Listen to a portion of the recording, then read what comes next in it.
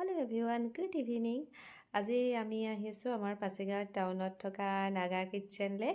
আৰু মানুহজনে দুপৰীয়াই ক'লে দেই আজি ডিনাৰ কৰিবলৈ বাহিৰলৈ ওলাই যাম বুলি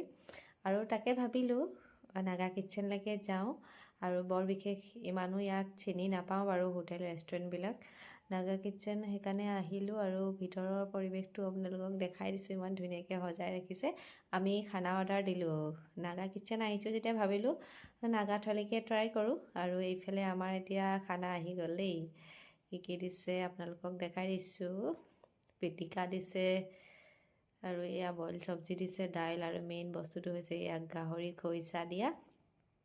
আৰু এতিয়া ধুনীয়াকৈ খাই লওঁ মাজতে ল'ৰাকো নিচুকাই থাকিবলগীয়া হৈছে আৰু খাবলৈ দি থাকিবলগীয়া আছে